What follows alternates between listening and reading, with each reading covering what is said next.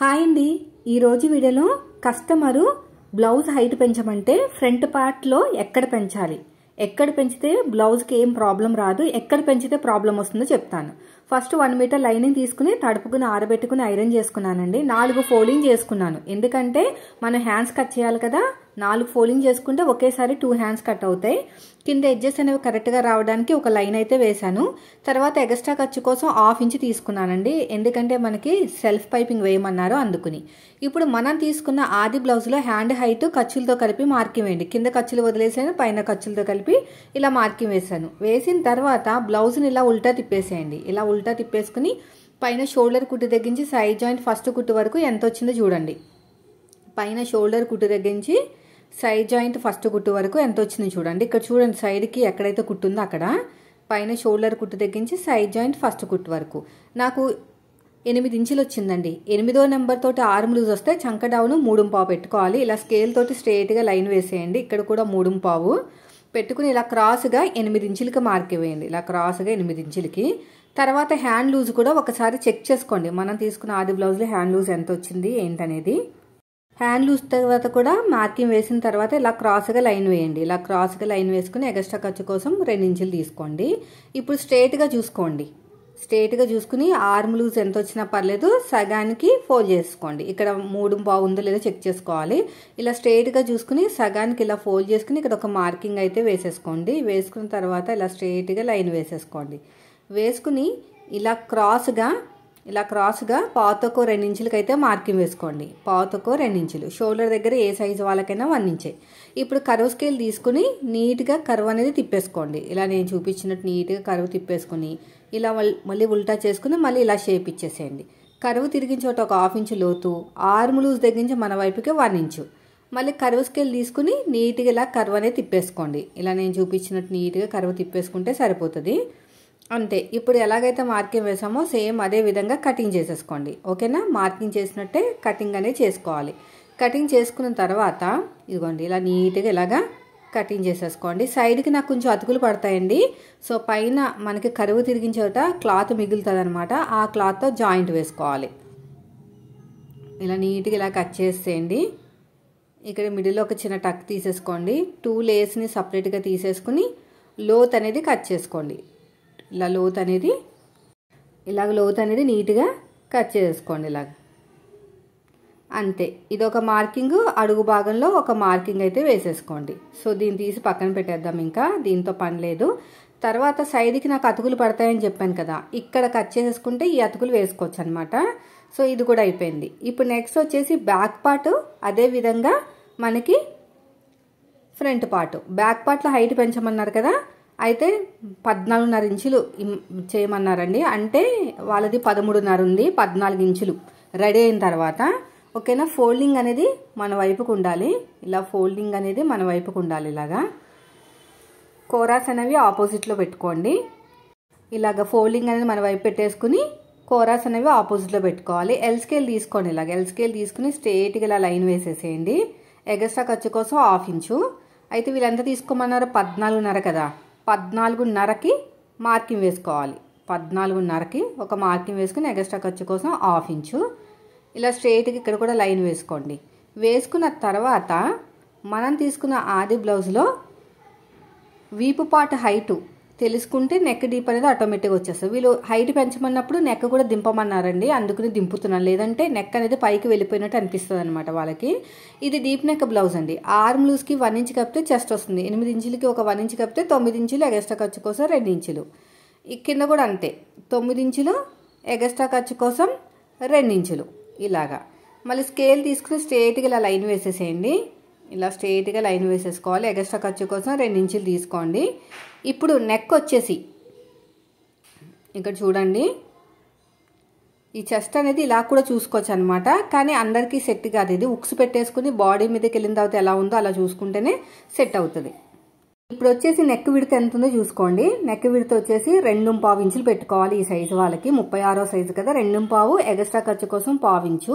తర్వాత చిన్న size shoulder, మనం తీసుకున్న ఆది బ్లౌజ్ ఉంది కదా, చిన్న సైజు షోల్డరు ఈ పక్కన లైన్ వేసాం కదా, ఒక పావు ఇంచు నెక్క పక్కన, అక్కడి నుంచి చిన్న సైజు షోల్డర్ ఖర్చులతో కలిపి మార్కింగ్ వేసుకోండి. నాకు ఫుల్ షోల్డర్ వచ్చేసి 5 మీద 6 గీతలు వచ్చింది. సో అదే మార్కింగ్ కింద కూడా పెట్టుకోండి, 5 మీద 6 గీతలు.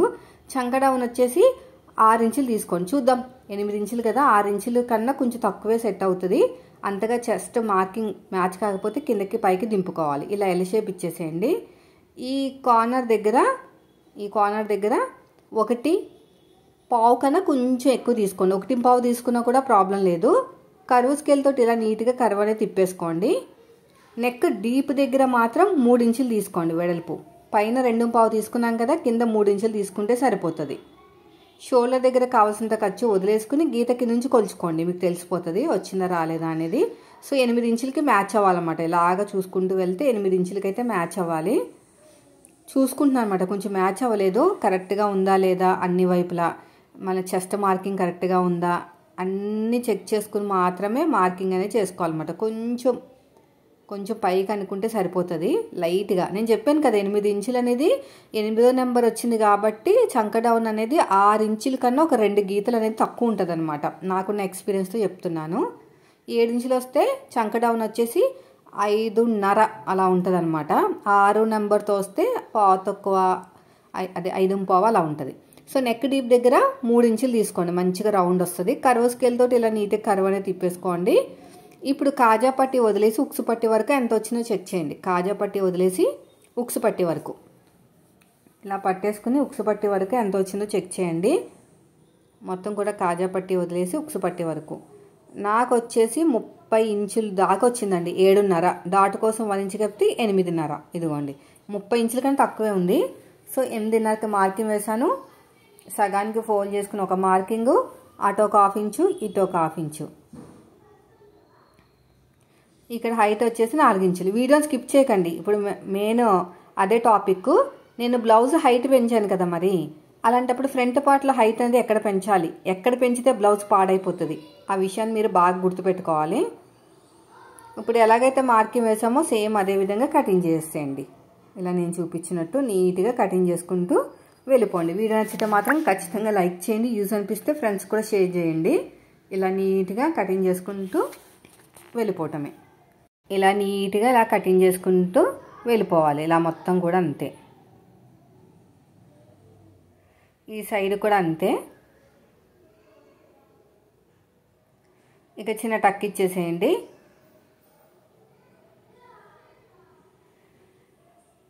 చిన్న టక్ ఇచ్చేసుకుని పక్కన పెట్టేసుకోండి డాట్స్ దగ్గర. ఇప్పుడు ఫ్రంట్ పార్ట్ వచ్చేసి క్రాస్ కటింగ్ అండి. అందుకని కోరాస్ అనేది మన వైపుకు ఉండాలి, ఫోల్డింగ్ అనేది ఆపోజిట్లో ఉండాలి. ఇలా క్రాస్గా పెట్టేసుకోండి. క్రాస్ కటింగ్ కదా, క్రాస్గా పెట్టేసుకోవాలి. క్రాస్గా పెట్టేసుకుని ఇలా చక్కగా యాస్టీస్గా బ్యాక్ పార్ట్ ఎలాగుందో అలాగా మార్కింగ్ అనేది చేసేసేయండి. బ్యాక్ పార్ట్ ఆధారంగా మార్కింగ్ అనేది చేసేసుకోవాలి. ఇక్కడ కూడా అంతే. ఇలా ఇక్కడ కూడా అంతే. ఇలా సైడ్కి ఒక 1/2 ఇంచ్ ఎగస్ట్రా తీసుకోండి. అదే మామూలుగా బోట్ నెక్లకి అయితే 1 ఇంచ్ ఎగస్ట్రా తీసుకోవాలి. చెస్ట్ ఎక్కువ ఉంటే 1.5 అలా ఉంటుంది అనమాట. వీపు పార్ట్ ఆధారంగా మొత్తం కూడా మార్కింగ్ వేసేసేయండి. మొత్తం కూడా నీట్గా మార్కింగ్ అనేది వేసేసుకోవాలి. ఇలా నేను చూపించినట్టు ఇలా మార్కింగ్ వేసుకుని ఎల్ దగ్గర గట్టిగా ప్రెస్ చేసేయండి. ప్రెస్ చేసుకుని ఇక్కడ ఎల్ షేప్ దగ్గర కూడా అంతే. ఇలా నీట్గా మార్కింగ్ వేసేసుకోండి. ఒక 1/2 ఇంచ్ లోతు తీసుకోండి. ఇక్కడ చూడండి, ఇక్కడ ఫ్రంట్ పార్ట్ హైట్ కూడా మార్కింగ్ చూసుకోండి. పైన షోల్డర్ కుట్టు దగ్గర నుంచి కింద వరకు ఇక్కడ బాగా గుర్తుపెట్టుకోండి. బ్యాక్ పార్ట్ ఆధారంగా ఫ్రంట్ పార్ట్ కటింగ్ అస్సలు చేయకూడదు. ఎందుకంటే మనం హైట్ పెంచాం అంతేగాని ఫ్రంట్ పార్ట్ చెస్ట్ పెరిగిపోదు కదా. ఫ్రంట్ పార్ట్ ఎప్పుడు కూడా ఆది బ్లౌజ్ నుంచి లేదంటే బాడీ కొలతల నుంచి తీసుకోవాలి. అంతేగాని బ్యాక్ పార్ట్ ఆధారంగా మార్కింగ్ వేశారంటే ఫ్రంట్ పార్ట్ లూజ్ అయిపోతుంది. మీకు బ్లౌజ్ హైట్ ఎందుకు పెంచమన్నారు, ఇచ్చిన ఆది బ్లౌజ్ కన్నా సింక్ అయిపోయింది కాబట్టి పెంచమన్నారు. సో వెనకాల పెంచాలి, సింక్ అయిపోయింది కాబట్టి. నాకు ఒక 12.5 ఇంచులు వచ్చింది. పైన షోల్డర్ దగ్గర కావాల్సింది ఖర్చు వదిలేసుకుని కింద మనకి షేప్ బెల్ట్ జాయిన్ చేయడానికి. అయితే ఫ్రంట్ పార్ట్ మాత్రం పైకి అవ్వదు, ఎందుకంటే చెస్ట్ బరువు వల్ల సాగుతుంది అనమాట. ఇంకా సాగుతుంది కాబట్టి మీరు పెంచాల్సిన అవసరమే లేదండి. ఎంత ఉందో అంతే తీసుకోండి చక్కగా పట్టుకుని. సో మీరు ఏం చేస్తారంటే హైట్ పెంచారు కదా అని చెప్పేసి బ్యాక్ పార్ట్ ఆధారంగా ఒక 2 ఇంచులు ఫోల్డింగ్ చేసేసి మార్కింగ్ వేసేస్తారు. దీనివల్ల ఏం జరుగుతుందంటే ఫ్రంట్ పార్ట్ లూజ్ వచ్చేస్తుంది. ఎందుకంటే ఇప్పటికే బ్లౌజ్ సాగిపోయి ఉంది, పిండి పిండి సింక్ అయింది, అంటే బ్లౌజ్ అనేది పైకి వెళ్ళింది. ఈ ఫ్రంట్ పార్ట్ చెస్ట్ పార్ట్ అనేది వేసుకుని కొంచెం సాగుతుంది, క్రాస్ కటింగ్ కదా, సాగి కొంచెం కిందకి దిగొచ్చు. కానీ అవేం పట్టించుకోకండి, బ్లౌజ్ ఆధారంగానే మార్కింగ్ వేసుకుంది, అంతేగాని బ్యాక్ పార్ట్ ఆధారంగా ఫ్రంట్ పార్ట్ మార్కింగ్ అనేది చేయకూడదు. మళ్ళీ ఇప్పుడు హైట్ పెంచినప్పుడు ప్రాబ్లం ఎక్కడ వస్తుంది? సైడ్ జాయింట్ వైపుకి వస్తుంది ప్రాబ్లం. ఎందుకంటే మనకి హెచ్చు తగులు రాకుండా మనకి సైడ్ జాయింట్ వైపుకి వస్తుంది. అదే విధంగా మీకు మహా చేంజెస్ వస్తే ఉక్సు పట్టి కాజా పట్టి దగ్గర కొంచెం హైట్ పెంచుకోవాలి, అంతే తప్ప మీరు ఫ్రంట్ పార్ట్ హైట్ అనేది చెస్ట్ దగ్గర పెంచకూడదు. బాగా గుర్తుపెట్టుకోండి, ఫ్రంట్ పార్ట్ హైట్ అనేది చెస్ట్ దగ్గర పెంచకూడదు. మెయిన్ డాట్ ఉంది కదా, అక్కడ పెంచారంటే చెస్ట్ పార్ట్ అంతా కూడా లూజ్ వచ్చేస్తుంది. ఫ్రంట్ పార్ట్ నెక్ డీప్ నాకు 6.5 ఇంచులు వచ్చింది. ఇప్పుడు నెక్ డీప్ దగ్గరించి పట్టుకుని కింద నుంచి 2వ ఉక్స్కి మార్కింగ్ వేశాను. మన వైపు నుంచి 2.5 ఇంచులు, డాట్కి మధ్యన గ్యాప్ 1 ఇంచు. ఈ బ్యాక్ పార్ట్కి ఫ్రంట్ పార్ట్కి మధ్యన డిఫరెన్స్ 2.5 ఇంచులు ఉండాలి. చూసారా, నేను ఎంతైతే పెంచానో అంత మనకి అక్కడ క్రాస్గా వస్తుంది అనమాట. అప్పుడు బ్లౌజ్ అనేది ఫ్రంట్ పార్ట్ పాడవకుండా ఉంటుంది. మీరు కానీ బ్యాక్ పార్ట్లో ఒక 2 ఇంచులో 3 ఇంచులు ఏదో చెప్తా ఉంటారు కదా, ఫోల్డింగ్ చేస్తే ఫ్రంట్ పార్ట్ వచ్చేస్తుందని, అది మాత్రం చేయకండి. ఎందుకంటే మీరు ఒక 1.5 ఇంచ్ అనేది హైట్ పెంచారు, ఈ 1.5 ఇంచ్ చెస్ట్ దగ్గర పెంచేస్తే మొత్తం చెస్ట్ అంతా లూజ్ వచ్చేస్తుంది అనమాట. చూడండి ఎంత కావాలో అంత ఉంది. ఇక్కడ నేను ఉక్సు పట్టి కాజా పట్టి హైట్ కూడా ఏం పెంచలేదు. షేప్ బెల్ట్ పెంచితే కొంచెం పెంచుతాను, అది పెంచకపోయినా కూడా ఏం ప్రాబ్లం లేదు. కానీ మరి ఎక్కువ వీళ్ళ హైట్ పెంచమన్నారు కదా, డిఫరెన్స్ అనేది వస్తుందని చెప్పేసి జస్ట్ ఒక 1/2 ఇంచ్ అంత పెంచుతాను. ఇక్కడ ఒక 1/2 ఇంచ్ అనేది లోతు తీసేసుకోండి, శంఖ దగ్గర లోతు తీసేసుకుని కట్ చేసుకోండి. అర్థమైంది కదండి, సైడ్ జాయింట్ వైపు మాత్రమే పెంచాలి హైట్ పెంచాలనుకుంటే. ఫ్రంట్ పార్ట్లో అస్సలు హైట్ పెంచకూడదు. ఫ్రంట్ పార్ట్లో ఎక్కడ పెంచకూడదు? మెయిన్ డాట్ వైపుకి పెంచకూడదు. ఆ ఫ్రంట్ పార్ట్ అనేది లూజ్ అయిపోతుంది అనమాట, బ్లౌజులు అనేవి కుదరవు. ఇప్పుడు బ్యాక్ పార్ట్ మీద ఫ్రంట్ పార్ట్ పెట్టేసుకుని ఇలాగా సైడ్ జాయింట్ వైపుకి ఒక 1/2 ఇంచ్ టేప్ని వదిలేస్తే ఎంత వస్తుంది? ఖచ్చితంగా 2.5 ఇంచులే వస్తుంది, ఎందుకంటే మనం అంతే పెట్టి కటింగ్ చేసాం కదా. ఇక్కడ మనం కానీ సైడ్ జాయింట్ వైపుకి హైట్ పెంచకపోతే ఫ్రంట్ పార్ట్లో షేప్ బెల్ట్ అనేది పెద్దగా అయిపోతుంది. ఎందుకంటే వాళ్ళ దగ్గర ఉన్నది షేప్ బెల్ట్ 2.5, కానీ వాళ్ళు ఒక 1.5 ఇంచ్ అనేది మనం పెంచాం కదా హైట్, అప్పుడు 4 ఇంచులు అయిపోతుంది. 2.5 + 1.5 4 ఇంచులు అయిపోతే అస్సలు బాగోదండి, పెద్ద వయసు వాళ్ళలాగా ఉంటుంది అనమాట. అందుకనే నేను ఇలా క్రాస్గా కట్ చేస్తాను. చాలా మందికి సెట్ అయిన బ్లౌజులు అసలు ఒక్క బ్లౌజ్ కూడా పాడవలేదు. మీరు ట్రై చేయండి, ఇలాగే ట్రై చేయగా మీకే అర్థమైపోతుంది. ఇక్కడ చూడండి, షేప్ బెల్ట్కి కూర ఉన్న క్లాత్ని అయితే తీసేసుకుని ఇలాగా నీట్గా ఇలా కట్ చేసేసుకుని పొడుగు వచ్చేసి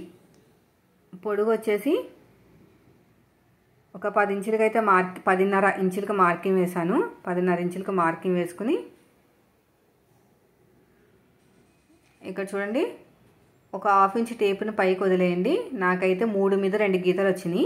నేను ఒక 3 మీద ఇంకో 2 గీతలు ఎక్కువ తీసుకుంటాను. చెప్పాను కదా మీకు, మనకి హైట్ పెంచాం కాబట్టి ఉక్సు పట్టి కాజా పట్టి కూడా కొంచెం పైకి అయినట్టు అనిపిస్తుంది.